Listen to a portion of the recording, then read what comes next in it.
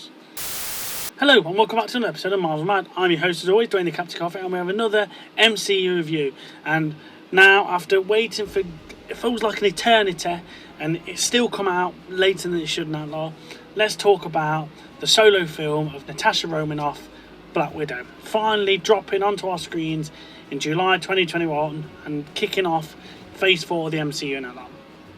Now, after years of fans begging for it, we finally got the Black Widow film right after her death in Avengers Endgame. So yeah, it was a bit of a bittersweet moment, and again, for me, still, it should have come back way before this. As soon as she disappeared in Civil War, and before she come back in Infinity War, we should have had the Black Widow film then. But I'm always a big fan of continuity and films connecting to each other, which the MCU has done nothing now. But it should have come out then. It boggles my mind why they didn't.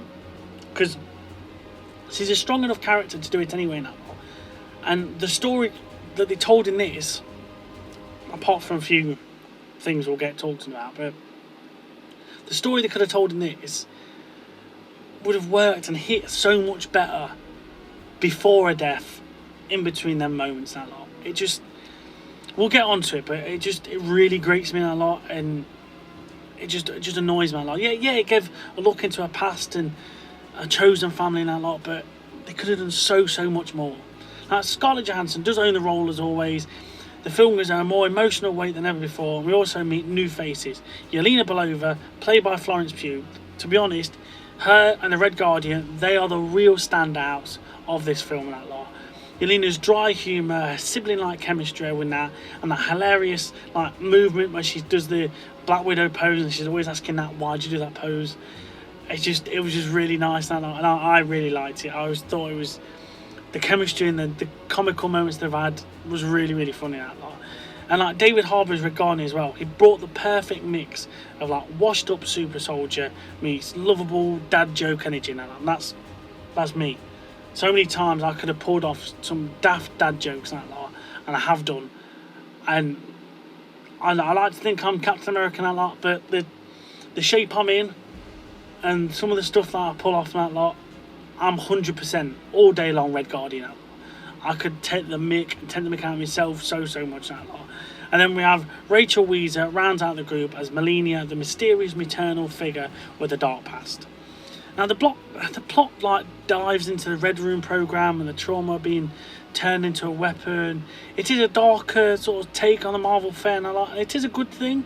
The film explores more themes of control, freedom, and family, and also serving up some tight action sequences and they try to have that sort of spy thriller sort of vibes that Winter Soldier did, but they just did not hit it anywhere near as good as how that amazing Captain America film did. And let's talk about it now that lot. Taskmaster. Now, the design and look of Taskmaster, brilliant. Could not ask for a better sort of look. Well, I could, because I want the skull properly. The concept and action sequence stuff like that, again, really stunning, really good. Action sequences are really tight, and the use of the shield was really good in that lot. But how they eventually executed it, and then that, instead of it being somebody that I can't memorise, sort of like a robotic sort of martial artsy sort of version of Sheldon Cooper from Big Bang, having it somebody where you have to plug stuff into the back of the head and the downloading stuff like that, it's just, no, that's not what Taskmaster is. He's got an eidetic memory of watching somebody fight, and then he can learn sort of them patterns and learn the fighting style and know how to counteract that. That's what Taskmaster was. And give me the stupid skull as well now. They missed such an opportunity with this character. They could have done so much, and it would have been absolutely brilliant. And then we got Dracovic as well now, the true big bad. It was bad, but again, he just fell flat. It wasn't anything spectacular. He was all right in that lot. It was a bad guy, but again, somebody that can, if it wasn't with all the mind control sort of stuff and having the Black Widows can't hit him because of the scent and stuff like that, it was just, why? It's just so easy to take down that lot. And technically, this was the start of Phase 4 and that lot, but it felt more of a farewell to the Infinity Saga and that lot, and a launching pad of what to come next. And with Florence Pugh like sticking around with us as well, that lot, you knew it was going to work well, because Florence Pugh is an absolute amazing actress in that lot, and one of the few bright sparks that come from this film, that lot. And then again we have the post-credit scene, that lot is, yeah, it was a nice direct connection, which again I'm always a fan of things connecting on to Hawkeye, the TV series now on Disney Plus, and having Yelena going to send after him after Clint Barton, that lot. But again, it was just one of them post-credit scenes, and it probably starts a trend with these post-credit scenes as well, that from this film onwards, a lot of the post-credit scenes as well fall flat, and it's just, what's the point? Nothing's going to come from it, nothing's going to materialise down the line, so why do this now?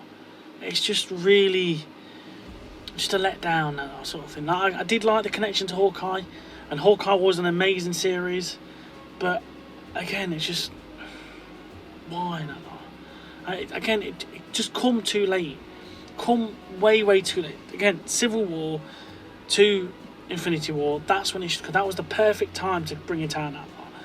And yeah, he delivered a grounded story, and some of the character work was good in that lot, and like the chemistry between Nat and Yelena, as well as Yelena and Red Guardian, that lot was good, but it wasn't perfect. It wasn't a top 15 or 20 film in the MCU at this point. That lot, it was okay. It was, yeah, sort of thin. It was proper give or take in that lot. So, but yeah. Anyway, what did you think about Black Widow and that lot? Do you think it come out at the perfect time? Do you think it should have come out earlier, like I said in that lot?